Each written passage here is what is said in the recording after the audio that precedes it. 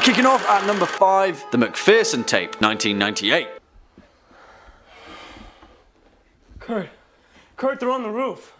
Kurt, what are we gonna do, man? We're on the roof. Oh, close the flue. Also known as Alien Abduction Incident in Lake County, the McPherson tape is an incredible display of science fiction horror done well, in a time when the found footage subgenre was just finding its feet. I'll be honest with you guys, when I first saw the McPherson tape as a kid, when it was broadcast as a straight-to-TV film, I thought it was actually real. And I wasn't alone either, because when it originally aired on UPN on January 18th, 1998, hundreds of people called in to verify that it wasn't actually portraying real-life events. So much so that the Lake County Sheriff's Department had to release a statement reassuring viewers that the events didn't take place. The McPherson tape centers around a family of the same name who have gathered together for Thanksgiving at their lake house when things quickly and mysteriously go wrong. As usual, I don't want to spoil any plot points for this film because it's definitely worth a watch, but if you're terrified of the thought of little green men roaming around your house at night, then you'll definitely be a fan of this film. Coming in at number 4, The House is October Built, 2014.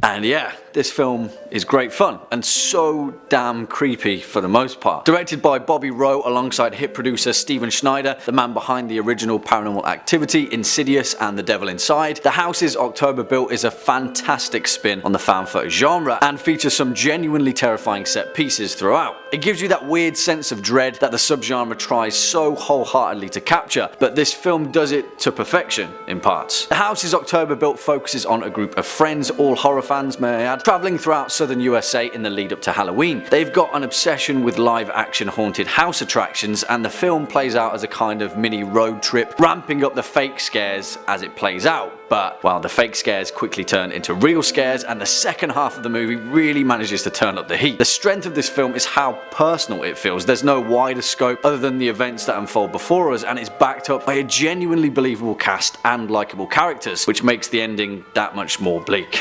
Give it a watch. Next up at number 3, Noroi, The Curse, 2005.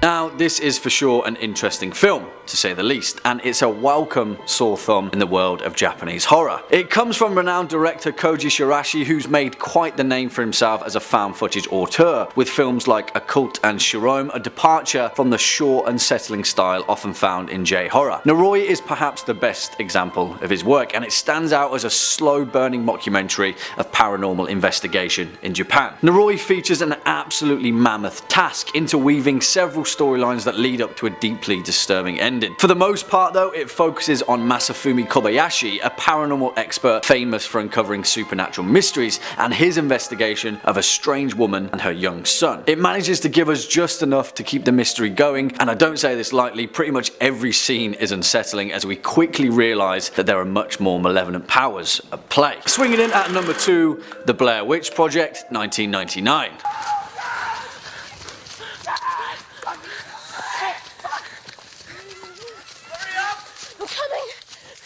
My boots aren't laced. And you just knew this one would make this list, didn't you? Of course, perhaps the most famous found footage horror film of all time, and many people's first horrific dive into the subgenre. The Blair Witch Project is an awesome horror film, I'm gonna say it, and the impact that it had on the genre as a whole can't be denied. The reason that the Blair Witch Project is so damn good is because it managed to pull off exactly what terrifies us, a stark reminder that what really scares us is the stuff that we can't see, especially in a time when horror cinema was trying its hardest to deliver full frontal fear. Again, like with the McPherson tape, the Blair Witch Project relied heavily on viral marketing. Even a year after its release, the 3 actors, Heather Donahue, Joshua Leonard and Michael C. Williams, were listed on their IMDb pages as missing or deceased. The film's creators, Daniel Myrick and Eduardo Sanchez, made huge strides in creating a working mythology for the film, drawing on 18th century folk legends to fabricate their own occultist backdrop, hinting to the viewer that perhaps there was some truth to the events of the film. In essence, it's what makes found footage horror so good when it's done well, an uneasy mix between horror fiction and horror fact. And finally, at our number 1 spot, The Borderlands, 2013.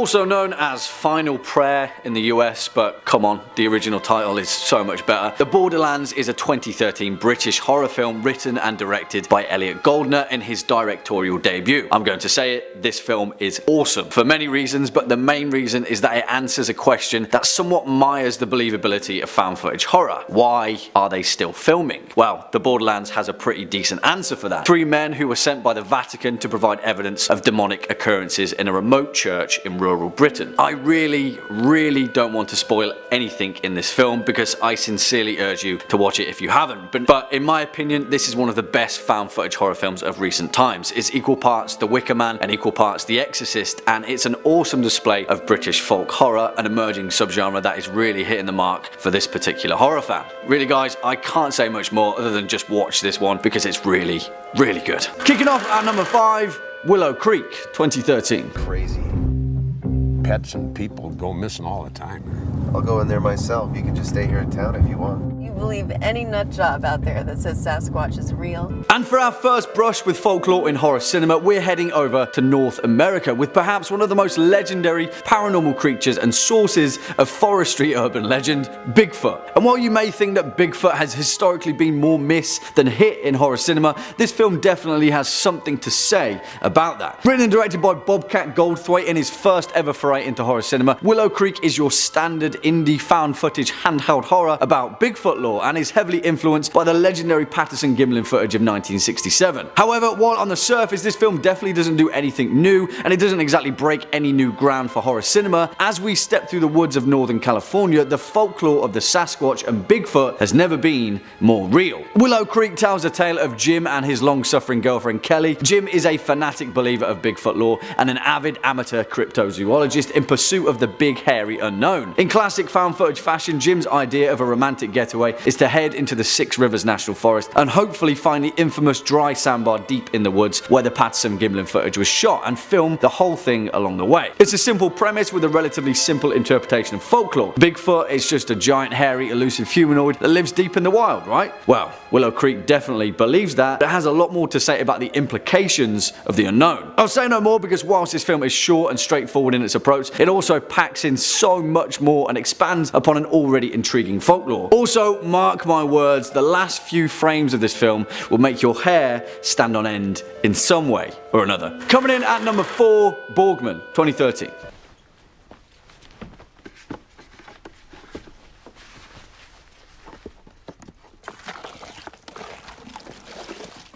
And for our next entry, we'll be heading over to the mysteries and dark fantasies of Germanic folklore. And whilst this film isn't exactly the most clear-cut interpretation of a fairy tale, its mechanics are a much more modern description of an age-old fear. 2013's Borgman isn't exactly the clearest or most obvious of horror films. In fact, in many ways, it's a film that relies on the psychology of fear to land its punches, but it's in the surrealism of this horror movie where things really get interesting. Written and directed by Dutch filmmaker Alex van Vormerdam, Borgman paints the intriguing picture of a mysterious homeless man that goes by many names throughout the film, but in all reality, he is none other than an Alp, the nightmare demon of Germanic folklore. In the oral traditions of Central European society, the old High German creature, the Alp, was likened to an often malevolent nature god or demon similar to that of a faun that would later be morphed into the elves of Celtic and Scandinavian lore. In Borgman, this simple formula gets a much more modern retelling as the mysterious homeless man, otherwise known as Anton, gets chased out of his underground home deep in the wilderness by a priest and 2 armed men, where he seeks refuge in a wealthy family's home. And then, as we expect, things take a much more mystical turn. I won't say any more because Borgman is a surprisingly shocking film, and the final act of this movie is pure evil. It's almost like Michael Haneke's Funny Games, just with an ancient Germanic Alp instead. And that's what makes it great. Next up at number 3, Little Otik, 2000.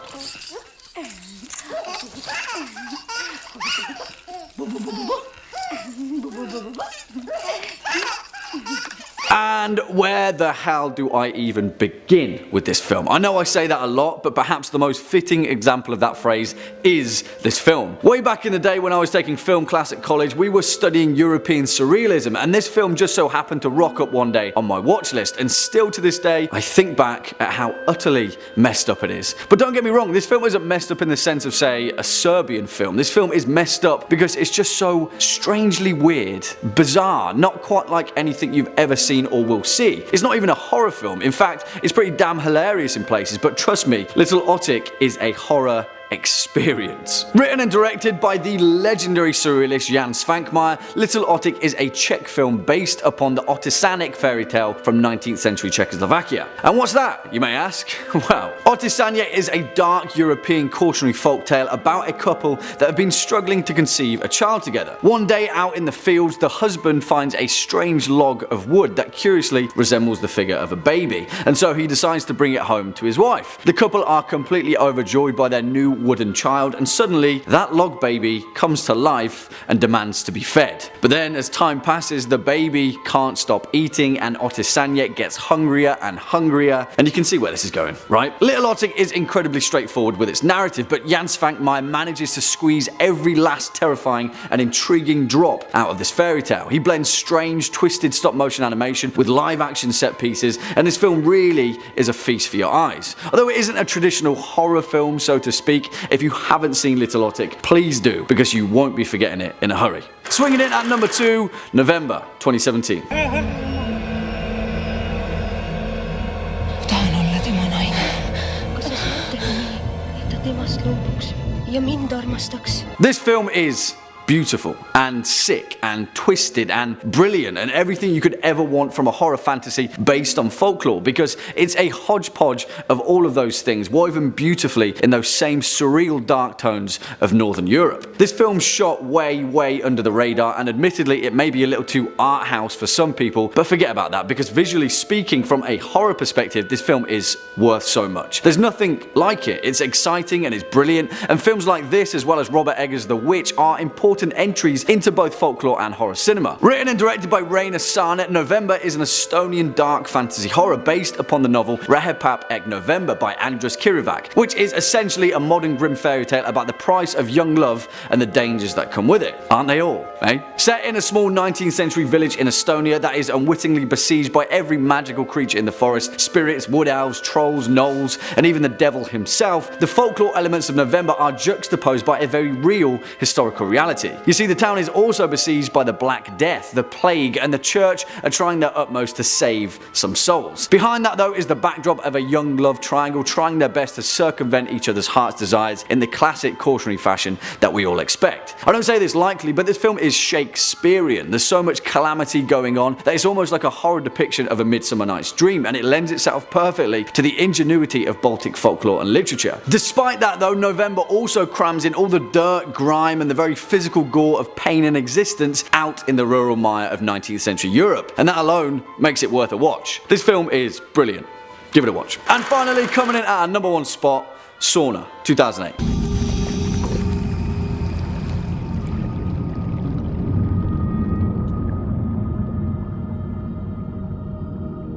Let me preface this with a very important point.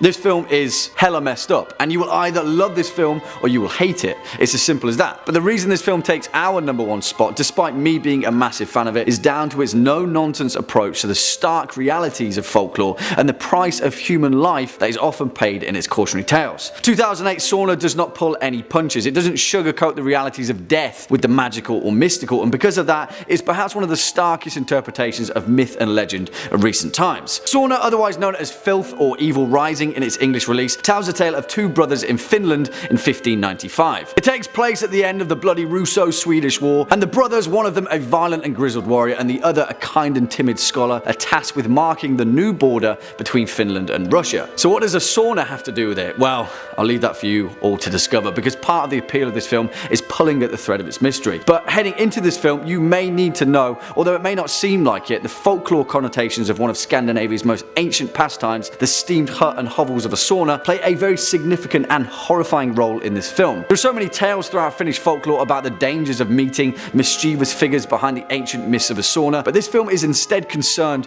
with its surprising spiritual connection and the role it played in the cleansing of sins. You may have to dig deep into this film to truly understand its significance to folklore, but put it this way, the Sami people of northern Finland were one of the last bastions of ancient paganism and remained unconverted by Christianity until the 18th century. Keep that thought in your head and then watch this film. Kicking off at number 5, The Hallow. As you may know, I'm a huge proponent for British horror, mainly because the only thing we've really got to do over there is look out at a grey sky through a rainy window, and well, it makes for some pretty terrifying horror cinema. No more so than in 2016's The Hallow, written and directed by Corin Hardy, the man recently responsible for The Nun. Also, if you're a fan of Game of Thrones, then this film stars both Joseph Maul, aka Benjen Stark, and Michael McElhatton, aka the brilliantly morose Roose Bolton. Great stuff.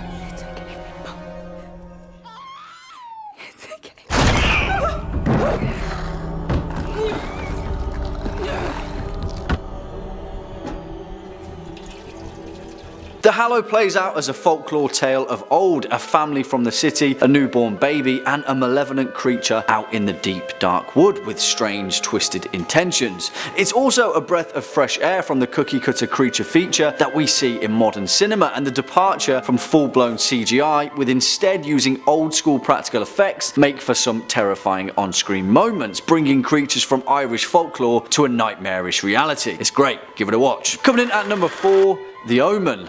Geez, this film. Admittedly, as I get older, the impact of The Omen becomes less and less, but there's no denying that Damien Thorne, aka the Antichrist himself, is one of the most demonically fear-inducing kids to have ever stepped on screen, and the first time you see his twisty little smile is something that you'll never forget.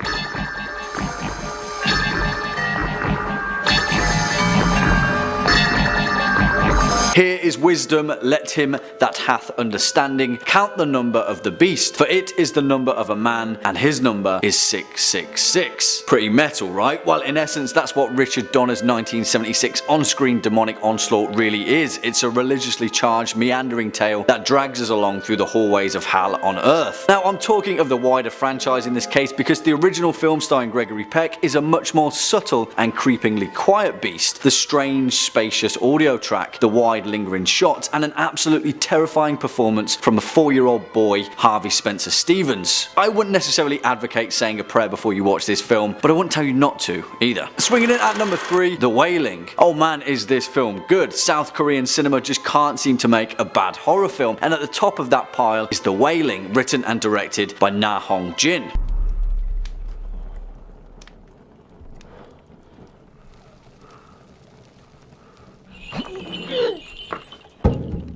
In essence, this film is about spiritual belief and the inner conflict of the soul. It weaves differing, competing threads of spiritualism throughout, shamanism, ritualistic sacrifice, and even Christianity. Boiled down further, good and evil, angels and demons, which one ends up on top? Well, if you watch the film, you'll find an answer of your own. What you will find, though, is an occult masterpiece into the weird world of Korean folklore. This film does a pretty stand-up job at keeping you on edge throughout its lengthy 2.5-hour runtime, feeding you tiny scraps of narrative right up until the very end. Also, we haven't even talked about the murder, demon, zombies, or the exorcism, or the cave scene. Yeah, I really don't want to ruin this film for you if you haven't seen it, but take it from me, it's worth the nightmares. Coming in next at number 2, The Babadook. If it's in a word or it's in a look, you can't get rid of the Babadook. Are you terrified of creepy shadow monsters that lurk behind your wardrobe door? Then please sit down in a dark room and watch The Babadook, a 2014 Australian psychological creature feature from Jennifer Kent. I say creature feature in the loosest sense because, guys, seriously, what the hell is The Babadook? I still don't know, and it's got me pretty shook. That, in essence, is the success of this film though, the fear of the unknown, the strange, otherworldly sense that you get as a child trying to fall asleep in a bleak, unfamiliar house. It blends the supernatural with the surreal, with a pinch of native Australian folklore to boot. Plus, also, if you're a fan of the kid fighting back against the monster, then you'll be thrilled at 6-year-old Samuel, played by Noah Wiseman, who absolutely steals the show. I appreciate that people have tried to find further meaning in this film's plot, its ending in particular, and while I think that there are wider cinematic elements that tie this film's plot together, without all of that, it's just a gut-wrenching, knees-weak, palms-sweaty kind of horror movie. You know, the best kind. It's a suspenseful, slightly off story about confronting the darkness that lies within. And finally, at our number 1 spot, The Witch. You know what? I get it if you don't like this film, I understand the criticism that it received, but let me tell you, you're wrong, because this film is possibly the most unnervingly, unexplainably, brilliantly strange piece of horror cinema of recent times. It ticks every box on my list, and I'll tell you why.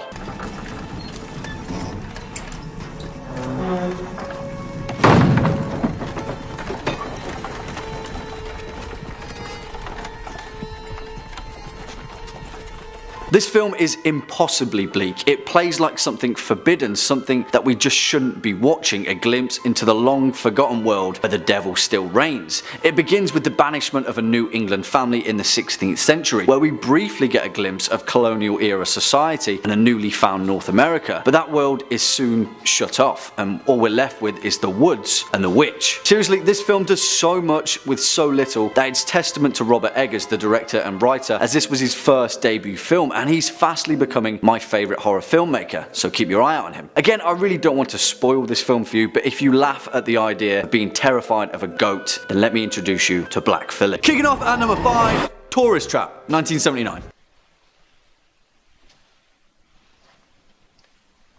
Ma'am. And although this film looks very much like a stereotypical run-of-the-mill B-movie, and although it pretty much is exactly that, strangely enough it's also kind of really good. And also is one of the weirdest films to have emerged from the late 70s, and believe me, that's saying something. I guarantee that the first time you watch this film you'll have no idea what the hell you've been watching. Also, if like me you have a fear of the uncanny and strange mannequins suddenly springing to life is nightmare fuel enough, then you'll for sure be getting your money's worth with this film. If being scared senseless is in your bag of tricks, of course. I mean, I'm guessing that it is. You're watching a list video about horror movies, but whatever. For all intents and purposes, Tourist Trap is a run-of-the-mill slasher film. Travelling group of friends, their car breaks down, find themselves at a strange roadside establishment, and then of course, that's when the weirdness begins, because it's really weird. Because although this film is very much a standard slasher, the manner in which the slasher-ing is orchestrated is something else entirely. And I'll warn you, if you're looking for this film to adhere to any form of logic, please don't, because logic flies out the window like a barrage of telekinetic mannequin limbs. Yeah, written and directed by David Schmoller, Tourist Trap tells the tale of a group of friends on a road trip who quickly come into car troubles in the stereotypical manner and seek shelter for the evening in a tourist trap operated by the strange Mr. Slauson. And really that's all there is to it, because quicker than a rat up a drain pipe, an entire museum's worth of mannequins dressed in all manners of historical garb then become the means for a very unexpected bloodbath. Although it doesn't sound like it, this film needs to be seen to be believed. It is so obscure, so spooky in its off-the-wall manner. It should be formulaic, but it's not that at all. It's bizarre in all the right places. Listen, if I haven't sold you already on this film, just give it a watch. If you're looking for a weird film, there are few weirder than Tourist Trap. Swinging in at number 4, Gozu, 2003.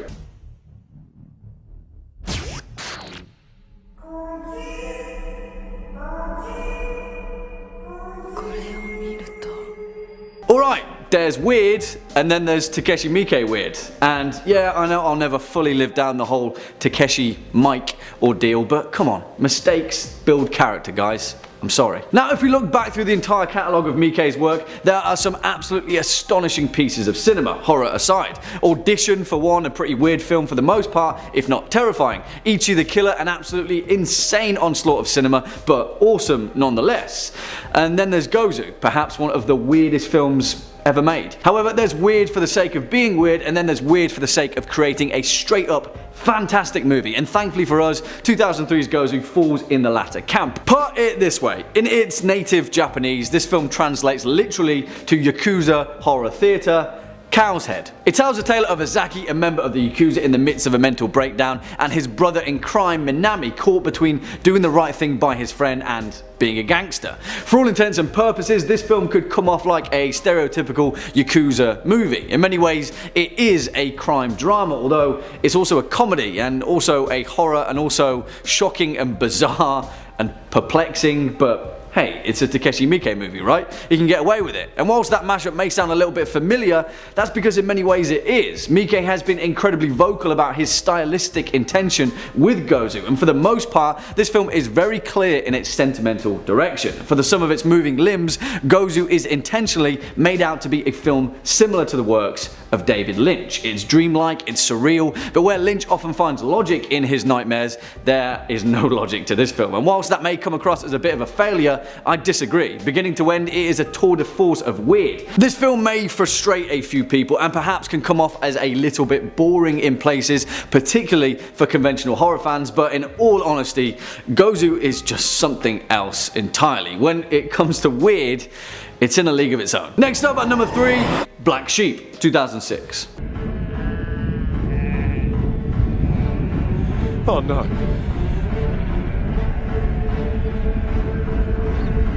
Now, several of you may be thinking, what the hell is this film doing here? Surely there are weirder films than New Zealand's 2006 horror comedy Black Sheep, and I'd say bear to that because there aren't.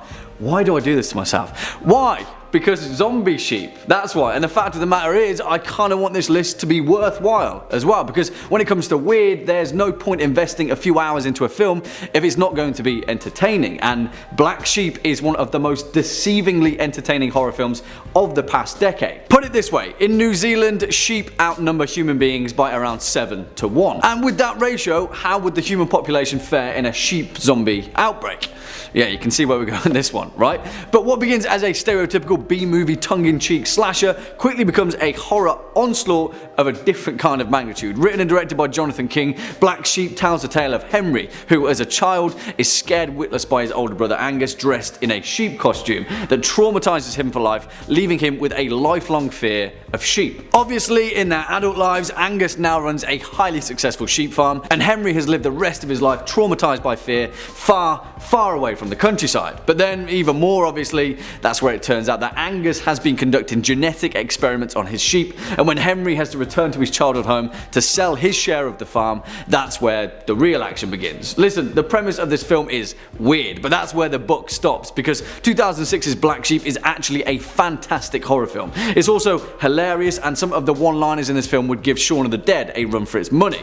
Also, this film is gory, and some of the special effects in this film are absolutely disgusting, in ways only that a sheep tearing out a person's intestines can ever be.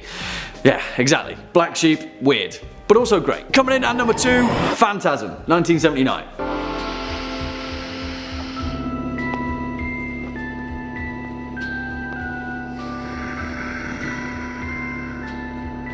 Even for the most die-hard fans of the legendary cult classic Phantasm, as well as its further franchise, there's no denying that the reason this horror series is so beloved is down to the fact that it is so damn weird you can't help but enjoy it. And whilst the later entries of the series are without a doubt the weirdest of the weird, the first entry in the franchise, 1979's Phantasm, laid the seed for one of horror's most underappreciated darlings. Put it this way, for those of you that don't know, Phantasm is the first introduction of the iconic Tall Man, played by Angus Scrimm, a supernatural dimension-hopping undertaker who turns the dead of Earth into dwarf zombies to then be sent to his home planet and used as slaves.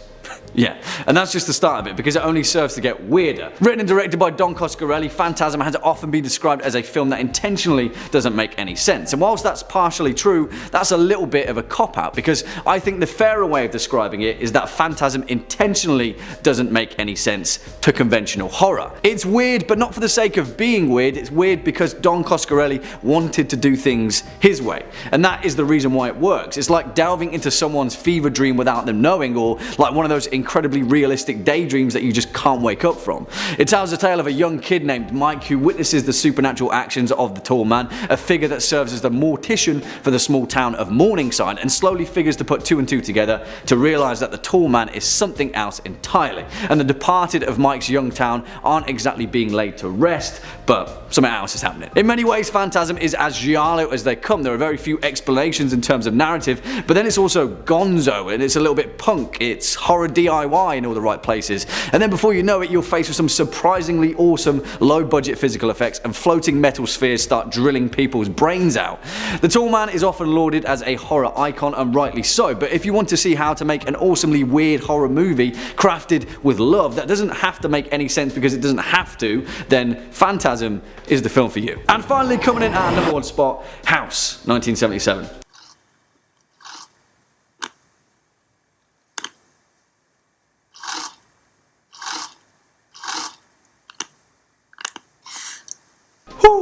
Boy, is this film weird. This film is so weird, I don't really know where to begin. Much like Phantasm, every once in a blue moon a horror film comes along that is so frighteningly original that you can't help but stare in awe at how weird and wonderful it truly is. You see, music is very much the same, and 1977's House could be comparable to Captain Beefheart's 1969 album Trout Mask Replica. It doesn't make any sense, it shouldn't make any sense, but somehow, through all of the cacophony of things and non-things and weird little standout moments, it makes perfect sense. I think. Kind of. Put it this way, this film came to life after the film company Toho approached its director to make a film similar to Jaws, and their response to that was to make a film about a demonic house. Yeah, here we go guys. Directed by Nobuhiko Obayasha on a script inspired by his daughter Chigumi, House tells the tale of a schoolgirl and her 6 classmates who take a trip to her aunt's strange dilapidated country home where one by one the girls are consumed by the house. Yeah, and that's pretty much the entire film, and that's also just the start of it. You see, the thing is, this film is hard to recommend to anyone in regard to sitting down and enjoying a horror movie. As a horror experience though, it's the definition of the term. Start to finish, this film is a series of increasingly bizarre moments, strung together in some kind of semi-coherent childhood fantasy, like a young girl skipping through a forest and then unwittingly ending up in the clutches of her demonic aunt and her cat. This film is the visual definition of the bizarre brilliance of Japanese folklore. It's yokai. It's a cautionary tale behind the subtle idiosyncrasies of Japanese culture.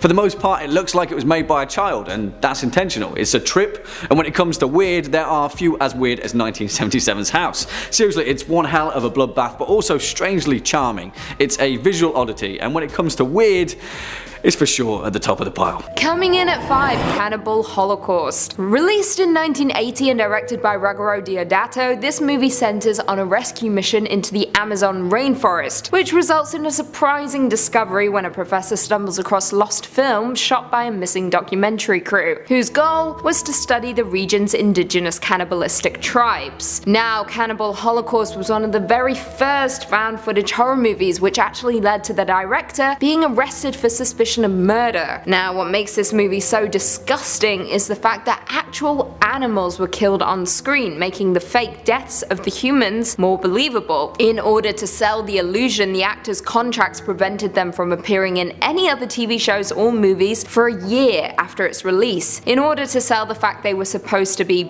dead. Now, this eventually came back to haunt the director, who was arrested by Italian authorities shortly after the movie's premiere in Milan on charges of obscenity and suspicion of making a snuff film. The director was forced to demonstrate the movie's special effects, as well as confirm that the actors were in fact still alive. The real animal killings, however, still led to the film being banned by the authorities, a judgment that was echoed by Australia, Norway, Finland, and New Zealand. Coming in at number 4, Salò or 120 Days of Sodom. This movie, released back in 1975, centers on a group of fascists who round up 9 adolescent boys and girls and subject them to 120 days of physical, mental, and sexual torture. The movie as a whole is a metaphor for fascism and abuse by the state. The movie is perhaps one of the most disturbing and horrifically explicit movies of all time. It's the type of movie you watch on accident and never return to again. You may even talk to a therapist about it, like me. For decades after its release, it was banned in the United Kingdom and New Zealand, and was mostly banned in Australia up until 2010. Now, although it was never explicitly banned in the United States, it was involved in the arrest of the owners of a Cincinnati-based bookstore in 1994, after police bought the movie as part of a questionable sting operation. The case, however, was dismissed before a court could determine if the film violated obscenity laws. As of right now, the movie is available in a high-definition transfer from the Criterion Collection, but I implore you not to watch it. Honestly, it shook me to my core. Coming in at number 3, The Human Centipede 2 full sequence. The Human Centipede 2 is notorious for being one of the most disgusting films of all time, not to mention having one of the most foul-smelling concepts, as well as a decreasing level of artistry throughout the installment. However, number 2 takes the cake for being one of the most abhorrent and nihilistic movies I have ever watched in my entire life. It is beyond gross out, it is mentally and emotionally scarring. The film centers on a depraved man who goes on a killing spree in order to recreate the experiment portrayed in The Human Centipede. The movie itself was so extreme that the film was initially refused classification by the BBFC, saying, I quote, "No amount of cuts would make the movie acceptable enough to be exhibited or sold." They also raised the possibility that the film could be in violation of the nation's Obscene Publications Act, which the director Tom Six responded to, I quote, "Apparently I made a horrific horror film, but shouldn't a good horror film be horrific? My dear people, it is a f***ing movie." The movie was eventually approved for release after undergoing 2.5 minutes of cuts. The movie as it stands is banned in New Zealand, however the third movie wasn't banned anywhere at all, surprisingly, and I think that's just because it was Coming in at number 2, Necromantic 1 and 2. Directed by Jörg Buttgereit and released in 1987, Necromantic follows a street sweeper who cleans up after grisly accidents, and after he brings home a full corpse for him and his wife to enjoy sexually, he is dismayed to discover his wife prefers the corpse over him. Savage. Now, this film, aside from our number 1 point, is perhaps the most disgusting movie out there, with the movie containing acts of necrophilia and animal cruelty in abundance. Now, unlike a lot of movies on our list, these disturbing moments had a purpose, but still, it was tough to swallow, considering these scenes of sex with corpses were used to creatively further a story of elite oppression and class struggle. Due to this, the movie was banned in Iceland, Norway, Malaysia, Singapore, New Zealand, Finland, Australia, and a handful of provinces in Canada. Now, the film itself was actually made specifically to protest government censorship, but despite this, the movie faced no real opposition in its home country of Germany until sales became restricted a few years later. Although the reaction from German authorities to the first Necromantic was relatively muted, the release of the sequel Necromantic 2 certainly made up for it, with the authorities raiding theatres that screened the movie and confiscated prints, making any possession of the film a punishable act. And finally coming in at number 1, a Serbian film. Released in 2010, a Serbian film follows an aging porn star who's struggling to provide for his family. So he agrees to make one last film. Unbeknownst to him, it contains themes of pedophilia, necrophilia, and may end with his death. A Serbian film has over time gained a reputation worldwide for being one of the most extreme and disturbing horror movies ever made, and I can confirm it is horrific. Some of the most horrific moments include the assault of a newborn baby, sex with corpses, and the assault of the protagonist's own child, and that is me putting it tamely. This film is absolutely revolting and should be witnessed by no one. Saying that, it is not surprising in the slightest that it has been banned in Germany, Norway, Brazil, Australia, New Zealand, Malaysia, Spain, and Singapore, with the countries that allowed for the movie's release requiring the movie to undergo censorship cuts, and a lot of them. Following a Serbian film's ban in Spain, the director of a film festival faced criminal charges for daring to show the movie, with the accusation being that the screening constituted exhibition of child pornography. The case was such an overreach in general that the film's director claimed, I quote, "Those prosecutors have no clue what child pornography actually means," and added that the sequences weren't made to be arousing in any way, but to depict the pure horror and brutality of innocence being ruthlessly defiled. Fair point, but still the film is too extreme for most people, including me. Kicking off at number 5, Men Behind the Sun, 1988.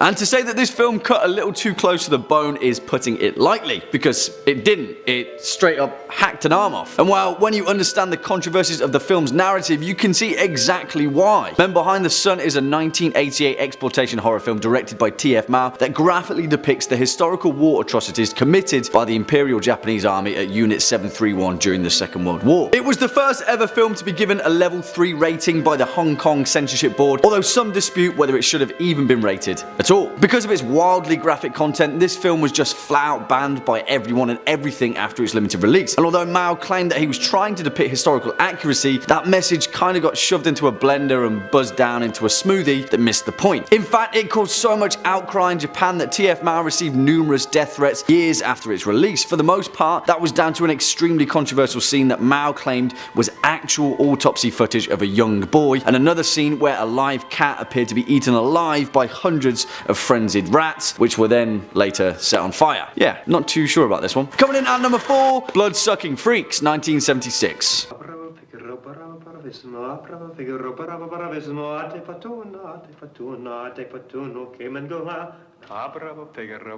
Whew, buddy, where do we even begin? What makes this film all the more unstomachable is that following its original release, it was marketed as a horror comedy. Although there isn't a lot of comedy to it, really, or tragedy. It's just kind of flat and bleak and doesn't really offer a lot of anything other than 1,000,001 different methods of onstage torture. Originally shot under the title of Sadhu, Master of the Screaming Virgins, and then retitled to The Incredible Torture Show, before settling on the distribution title of Blood-Sucking Freaks, the history of its namesake pretty much sums up its content. It's confused, at best. But despite the non-stop gross-out tactics that Blood-Sucking Freaks deployed, it was the events that unfolded after the film's release that cemented it eternally in the upper echelons of cult classic exploitation cinema. The film's main character, the violent and depraved Dr. Sadhu, played by Seamus O'Brien, was stabbed to death by a burglar in his own apartment shortly after the film's release. Not only that, but model Viju Krem, who plays the character of Natashi Di Natale, was shot and killed during a hunting accident several years later. Both of their tragic deaths only added to the cult status of Blood-Sucking Freaks, further contributing to the film's legendary notoriety. Next up at number 3, Serbian film,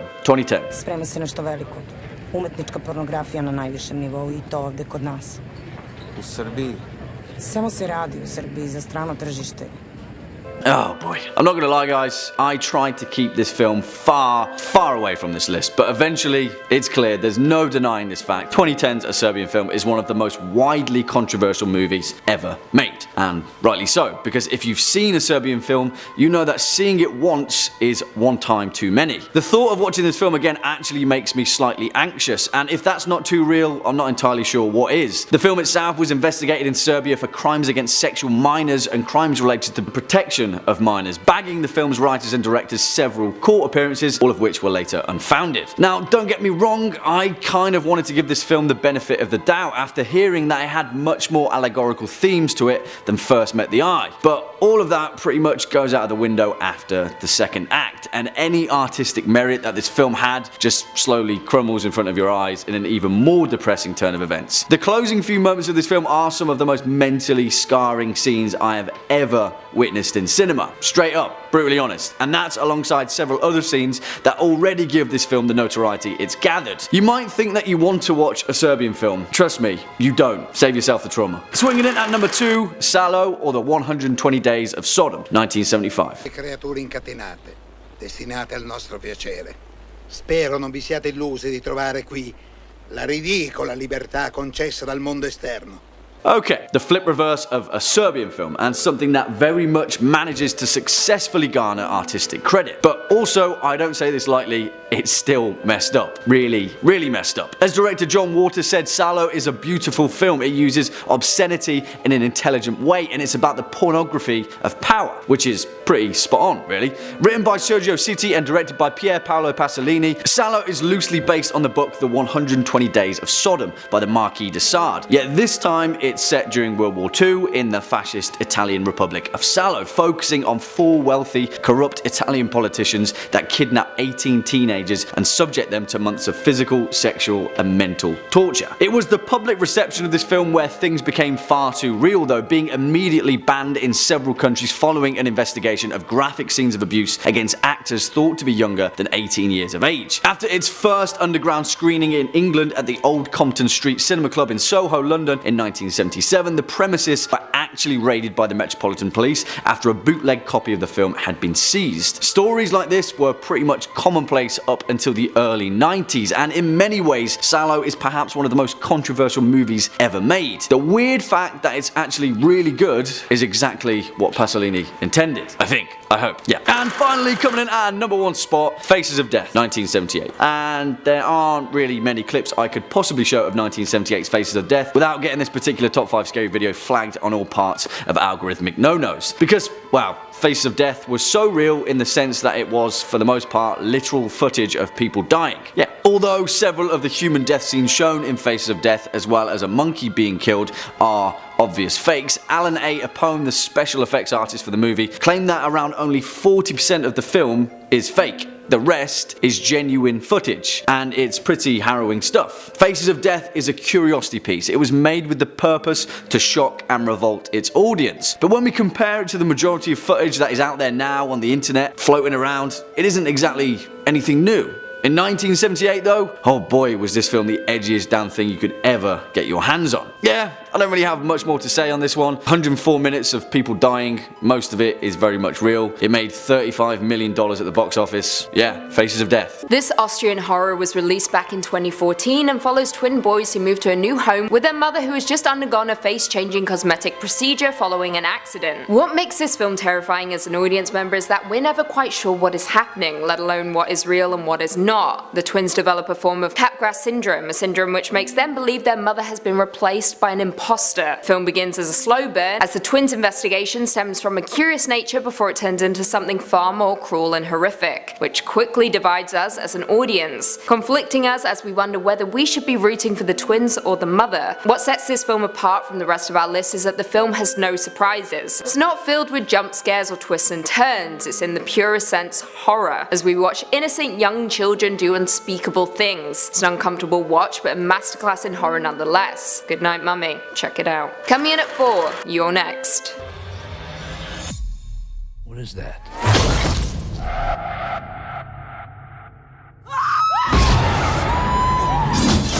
This home invasion horror was released back in 2011 and follows the Davison family as they come under attack during their anniversary getaway. A gang of mysterious masked killers storm the house, but very quickly learn that one of the victims harbors a very special set of skills, making her perhaps one of, if not the greatest final girls of all time. Now, You're Next is the perfect result of an often mishandled storyline. We've seen it before, innocent families tormented by killers, but You're Next is different, so incredibly different. As the family sit and spat at the dinner table, they're very quickly interrupted by said killers, which sets off an all-night bloodbath. However, what sets this film apart from the rest is that it strays away from the tropes of the home invasion subgenre, and instead gives us with Erin, played by Shani Vincent, a character who is the furthest thing from a victim we have perhaps ever seen in the genre. She fights back against the intruders, showing us that it is not her first rodeo. She is highly trained in fighting and survival skills. Erin is not to be messed with, and neither is You're Next. Watch it, you'll not regret it. Coming in at 3, Freaks.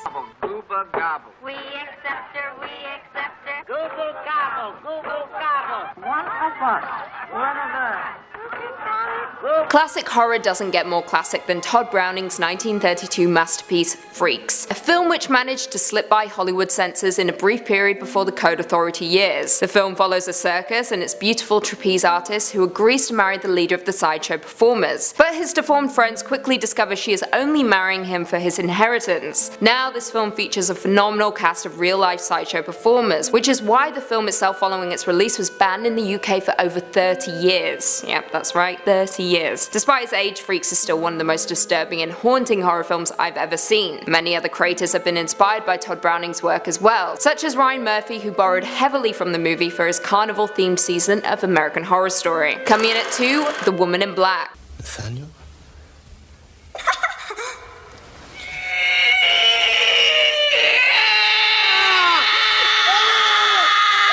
I'm so sorry guys, I hated to have to do that to you, but that scene just proves how absolutely terrifying the 1989 version of The Woman in Black is. For those of you who don't know, the film was directed by Herbert Weiss and is based on the book of the same name written by Susan Hill. It follows a young lawyer who was sent to settle the estate of an old widow who passed away in the seaside town of Crichton. The townspeople are reluctant to talk about or go near the woman's creepy home, and on top of that, no one will explain or acknowledge the menacing woman in black he keeps seeing. Ignoring the town, the lawyer goes to the house where he quickly discovers its horrible secrets. If you've seen the Daniel Radcliffe version, good for you. It's just not the best version. But don't worry, you can amend your mistakes by watching the superior 1989 classic. Do it.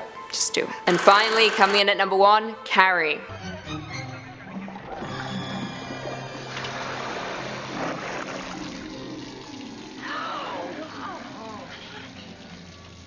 Yes, I know I said I wouldn't be picking obvious choices, but I can't not include Carrie, and you know it. Directed by Brian De Palma and released back in 1976, Carrie follows the story of Carrie White, a shy, friendless teenage girl who was sheltered by her religious mother. However, after being humiliated at prom, Carrie unleashes her powers on her classmates and her town. Based on Stephen King's novel of the same name, Brian De Palma very successfully brought his work to life in a gutsy and cutting-edge movie. At the time of its release, the cast were full of unknowns, including Sissy Spacek, John Travolta, Nancy Allen, and William Katt. What makes this film so damn good is that it makes you feel everything. Pain for Carrie, horror at what she does to her classmates, and fear that we have spent an entire film rooting for the villain. Carrie is sensational, and despite its age, still holds up. Number 5.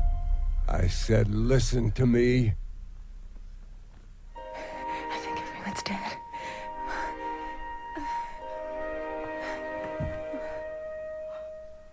Pontypool. And really, the fact that Bruce McDonald's horror tour de force isn't heralded as one of the greatest zombie films ever made is a bit of an injustice. I say zombie film because that's the closest we'll ever get to understanding whatever virus plagues the unassuming town of Pontypool. Released in 2008, this Canadian horror film was based on the Tony Burgess novel Pontypool Changes Everything, the story of an Ontario-based radio station that tries its hardest to keep broadcasting during a viral apocalyptic event. It follows the character of Grant Mazzy, played by the awesome Stephen McHattie, an opinionated and brash radio jockey that tries his damnedest to be as dismissive as possible when facing down the end of the world.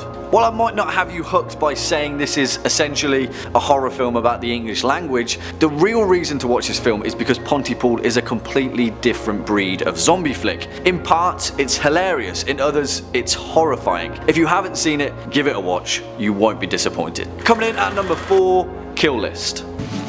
All men Christian soldiers. You're giving me indigestion. Oh, sorry. Apology accepted.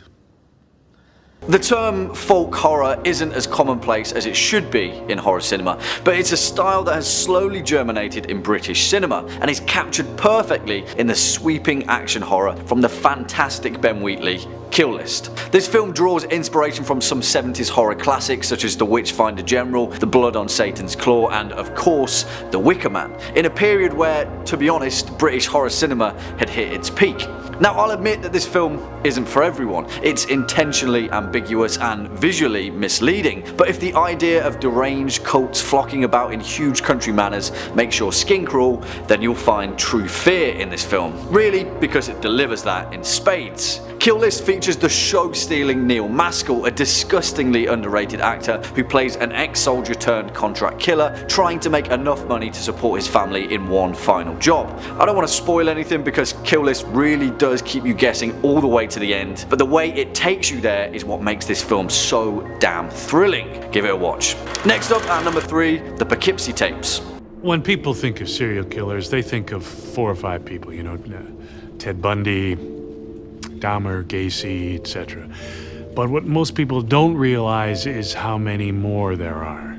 An interesting film, to say the least. Now, I'm not the biggest fan of found footage horror, and to be honest, I'm not even the biggest fan of gore for the sake of gore and shock horror cinema. However, there is one exception, and I also think that this film gets unjustly labelled as torture porn because it's fundamentally not. It's a documentary about a serial killer and a twisted insight into the mind of a fictional mass murderer, captured over 800 neatly organised videotapes dubbed the Poughkeepsie Tapes. Written and directed by John Eric Dowdle, this film was pretty much shelved by MGM and never actually made it to mass distribution, which is the reason why it went underneath most people's radar. And it's kind of been a thorn in the side of horror cinema for quite a while, receiving scathing reviews from critics. For fans of horror cinema though, the Poughkeepsie Tapes is worth a watch, simply because it's so fresh in its concept and it's a form that we rarely get to see done correctly in the genre. Also, it's really messed up.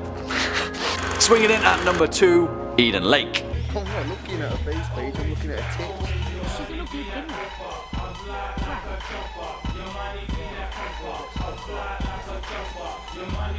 As far as British horror cinema goes, from one Brit to the wider world, I really can't recommend this film enough. If you haven't seen it, go and watch it, because for a movie with an incredibly simple, straightforward plot, Eden Lake really makes you care about the consequences of its final outcome. And that, in essence, is what makes it so horrifying, because the consequences are really rough. Also, it's got a youngish Michael Fassbender, so there's that. Released in 2008 and written and directed by James Watkins, Eden Lake tells a story of schoolteacher Jenny and her boyfriend Steve, played by Fassbender, as they take a quiet little vacation into the English countryside. Unfortunately for them though, there's a bunch of teenagers, and as we all know in horror cinema, one of those kids is bound to be a sociopath. Again, I don't want to spoil anything, so I'll leave it at that, but Eden Lake deals with some visceral themes, and the bleak level of violence creeps up on you quicker than a rabid Rottweiler. Definitely one that every horror fan needs in their repertoire. And finally, at our number one spot, The Autopsy of Jane Doe. When we start something, we finish it. You want to leave? Leave. Going into this film, I had zero expectations, and considering it was pretty much a direct to Netflix feature, I was completely blown away by how damn good of a horror flick it is. I know I say this time and time again, but the difference between a well-made, well-handled, slow, supernatural horror compared to that of a gore fest patched together with some cheap tricks and CGI is massively important to the horror genre as a whole. Well, director Andrew Overdahl definitely delivered on that benchmark, stating that he wanted to prove he could do more than found footage style horror after his critical success with Troll Hunter, which, if you haven't seen that either, see it, it's awesome. 2 for 1. The Autopsy of Jane Doe is the story of a mysterious corpse and the slow unravelling of the causes of her death by father-son mortician duo Austin and Tommy Tilden, played by Emil Hirsch and the awesome Brian Cox respectively. This film also handles the paranormal in a very responsible manner. We're never expected to believe anything that isn't already alluded to in the film's plot. In essence, this is a very smart film. It's claustrophobic in all the right ways, it's disturbing and elegant, and it's a modern diamond in the rough for the genre. Honestly, give it a watch. Kicking off at number 5, Terrified, 2017. Usted puede elegir a no estar aquí.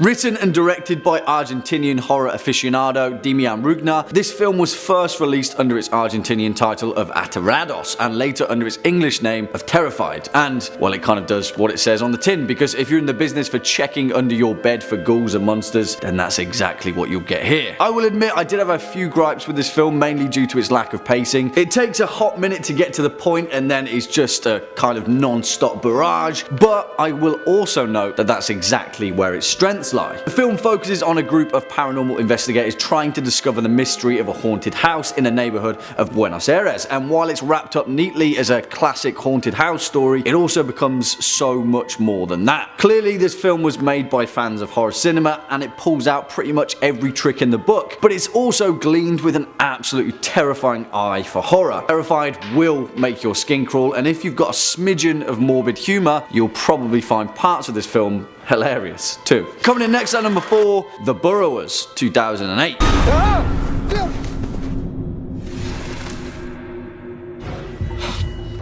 Why would they bury her alive? I don't know.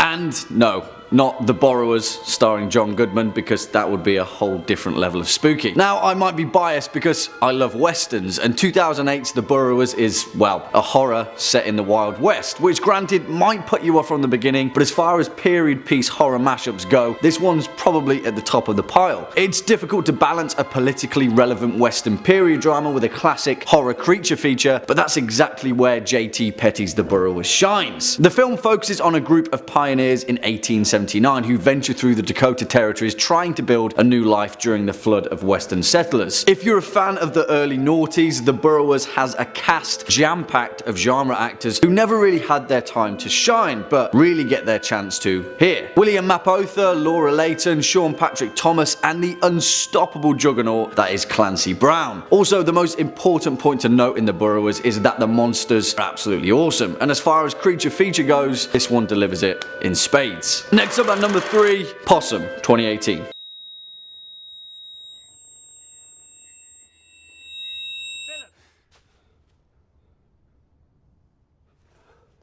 And now we're really talking. My word, this film is creepy. Now, let's segue things, because as a Brit, I've got to make a note that we do bleak, atmospheric isolation really, really well in cinema. It's our thing, you know? It's always raining, the sky is grey most of the time, and it has historically reflected so in film. Well, Possum is exactly that. And if you're not in the game of feeling deeply unsettled, I'd avoid this film, because I warn you, it's going to stick with you. Also, it was written and directed by the trailblazing Matthew Holness, who also made one of the greatest and weirdest British comedies ever, Garth Marenghi's Dark Place. Possum covers some tough themes, which bleed throughout the plot in a kind of atmospheric oppression. It stars Sean Harris, a fantastic British actor who plays the part of Philip, a disgraced children's puppeteer trying to piece his life back together while also confronting the demons of his past. And also, if you have a fear of the uncanny, puppets, mannequins, whatever, Possum will make you feel very, very scared. I don't want to ruin anything, but it has one of the most unsettling scenes I've seen in quite a while. You'll know it when you see it. Give it a watch. Swinging in at number 2, Ghost Stories, 2018.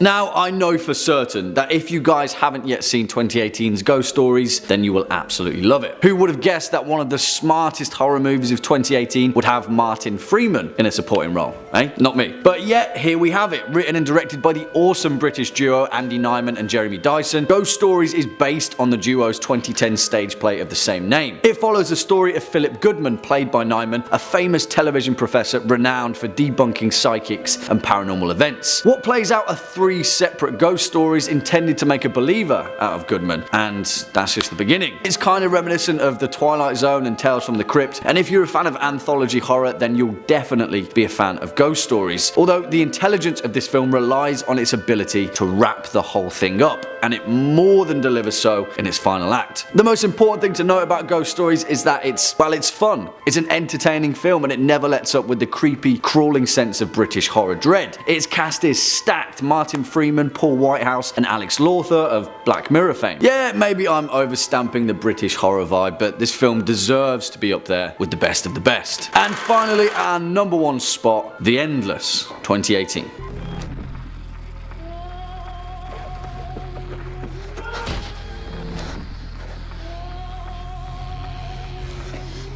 Seriously now, horror fans, this film is incredible. And when I say incredible, I mean that it's one of the smartest, freshest, most inventive pieces of horror cinema I've seen in a long, long time. If you're a fan of the themes that we tend to cover here at Top 5 Scary Videos, Lovecraftian literature, cosmic horror, the weird, perplexing realm of the occult and its mysteries, then you will find a home with The Endless. I will also go so far as to say this film is a horror masterpiece. There, we have it. The cat's out of the bag. Written and directed by Justin Benson and Aaron Moorhead, who also star in the film and so comprise the believable framing device that makes up the first curious steps into the film's increasingly bizarre plot. More than any film we featured on these lists, I don't want to spoil anything whatsoever with this film, so we'll leave it at that. But trust me, you'll have to watch it several times before you fully absorb its uneasy, perplexing nature. This film starts small and heads out into one of the most expansive journeys that horror cinema has been on in quite some time. And the whole thing was made on a shoestring budget. It just goes to show that with drive, originality, and boundless creativity, you can make a truly worthy horror film. Coming in at 5, I Spit on Your Grave. Released in 1979 and directed by Miyazaki, I Spit on Your Grave is a rape and revenge horror film that tells the story of Jennifer Hills, a writer based in New York City who exacts revenge on each of her tormentors after 4 men gang rape her and leave her for dead. The movie is a violent slice of horror that was unsurprisingly met with fierce opposition upon its release. Critics such as Roger Ebert refer to it as, I quote, a vile bag of garbage without a shred of artistic distinction, and attending it was one of the most depressing experiences of my life. He also went on to call it so sick, reprehensible, and and contemptible, and he could barely believe it existed. However, it wasn't just movie critics who hated the movie, entire countries did as well. Canada initially banned the film, however they later allowed individual provinces to decide if it would be allowed within their borders during the 1990s. The UK would only allow the movie to be released in censored form, meaning severe cuts, whereas countries such as Norway, Iceland and West Germany, at the time, banned it outright on the premise that it supported violence against women. However, stranger still, the movie was only banned in Australia 20 years after its release. The ban was rescinded in 2004, however, but not all countries were as lenient, with the film still remaining banned in Ireland to this day.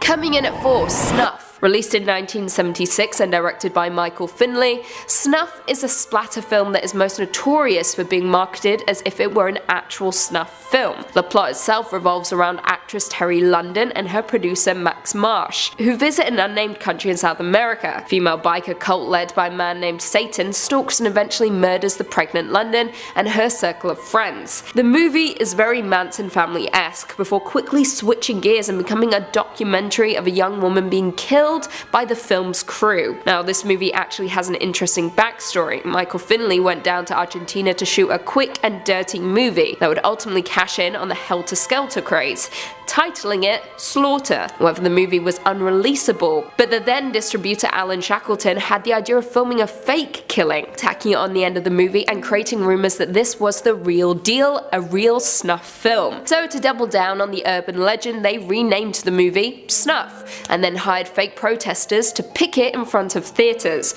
It eventually got to the point that the New York's district attorney considered prosecuting a theatre owner who was showing it. However, Variety were the first to expose the movie and its publicity stunts as hoaxes. This is the true story of 4 innocent young actresses who thought they were making just another movie, but didn't know they were making the ultimate movie. Coming in at number 3, Traces of Death. Released in 1993 and directed by Damon Fox, Traces of Death is a Z-movie mondo shockumentary that consists of various scenes of stock footage depicting death and real scenes of violence. Unlike the movie Faces of Death, which included fake deaths and reenactments, Traces is for the most part real and consists of public domain footage depicting death and injury. As you would expect, the movie was met with rejection all across the globe, and in 2005 the BBFC refused to give the first film an age certificate, effectively banning it. They deemed the movie to have no journalistic, educational or other justifying content for the images shown, while also suggesting that the film could potentially breach the UK laws under the Obscene Publications Act. The entire series has been subject to confiscation by customs authorities in Australia, and according to the country's regulations, I quote, "They offend against the standards of morality, decency and propriety generally accepted by reasonable adults to the extent that they should not be imported." Honestly, this film is absolutely disgusting and should never be watched. Coming in at 2, Henry, Portrait of a Serial Killer. Released in 1986 and directed by John McNaughton, Henry, Portrait of a Serial Killer is a psychological horror about the random crime spree of a serial killer who seemingly operates with impunity. The film was, as expected, quite controversial. In the UK, the film has had a long and complex relationship with our friends the BBFC, with them refusing certification for many years. Now, the film's production company didn't even want to give the movie a theatrical release, which is a surprise, leaving the director to personally send out screener copies to critics in hopes of drumming up buzz. However, no one was willing, simply because the MPAA gave the movie an X rating, which at the time was mostly reserved for porno films. The film has heavy violence, which actually aided in the creation of the NC-17 rating, a distinction for movies with extreme content that don't quite cross the line into porn. But you may be asking, what happened to the film in Australia and New Zealand? Well, the film was originally outright banned by the film censor in 1992. A censored version was subsequently released on home video with cuts to the family massacre sequence, and was released on DVD in 2005. Look at the world. It's either you or them. You know what I mean. And finally, coming in at number 1, The Last House on the Left. Released in 1972 and directed by the legendary Wes Craven, Last House on the Left is an exploitation horror film that revolves around two teenage girls who were taken into the woods and tortured by a gang of murderous thugs. Now, this movie was actually Craven's directorial debut and was loosely inspired by Ingmar Bergman's The Virgin Spring, and in turn received vicious censoring, resulting in it being banned in certain countries for decades. The film was explicit, particularly the torture scene, and therefore the United Kingdom refused a certificate for cinema release by the BBFC in 1974 due to the scenes of sadism and violence. The film was ultimately banned throughout the remainder of the 1980s and into the 1990s. However, after a series of major cuts, the movie is now available for viewing. That itself didn't happen until 2008. To top it off, no one even bothered to attempt to distribute it in Australia due to the monumental problems it would have caused. It actually wasn't even released down under until 2004. How crazy is that? The New York Times critics, Howard Thompson, even admitted to walking out after just 50 minutes of this sickening tripe. Fun fact for you all, when it was no longer banned, my parents bought it for me. Merry Christmas.